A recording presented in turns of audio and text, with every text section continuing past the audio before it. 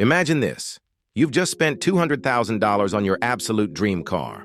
The smell of new leather is intoxicating. The engine purrs like a giant happy cat, and every head on the street turns as you cruise by. This isn't just a car, it's a statement. It's the reward for all your hard work. You've made it. That's exactly what one owner, let's call him Alex, was feeling. He'd just driven his brand new, top-of-the-line luxury sedan off the lot. The day was perfect. The future seemed even better. But that dream? It turned into a full-blown nightmare in less than 24 hours. Alex was on his way to show the car to his parents, beaming with pride, when suddenly, silence. The glorious engine roar died. The dazzling dashboard went dark. Every light, every warning, every possible error message flashed on the screen at once before the entire system just gave up. He was stranded on the side of the highway.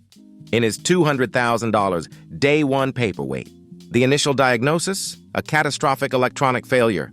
The car's central computer, the very brain that controls everything from the engine timing to the air conditioning, had completely fried itself. For a vehicle that's marketed as the pinnacle of engineering, this was beyond shocking. It was absurd. You can just imagine the feeling, right? That initial disbelief, thinking, no, this is just a glitch. I'll just restart it. But nothing worked. The disbelief quickly morphed into pure red-hot frustration. Then came the heavy dose of regret. Did I just make the biggest financial mistake of my life? That's the question that echoed in his head as he stood there, watching truckers and beat-up old Hondas whiz past his dead-on-arrival luxury machine. And then the costs start piling up. First, the indignity of calling a tow truck for a car that still has the temporary license plate on it. The towing fee itself wasn't the issue, but the symbolism was just crushing. Then you get to the dealership and they hit you with the dreaded diagnostic fees. They have to investigate what went wrong with their own brand new product.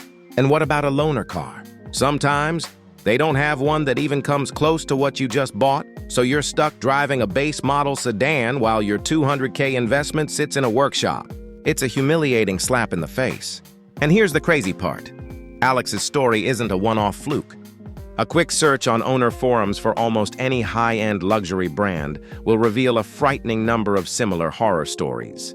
You'll find posts about brand new EV batteries dying within the first 50 miles, transmissions failing on the drive home from the dealership, and infotainment systems that are so buggy they make the car undrivable. One owner of a different luxury SUV reported his air suspension completely collapsed overnight, leaving the car sitting on its wheels.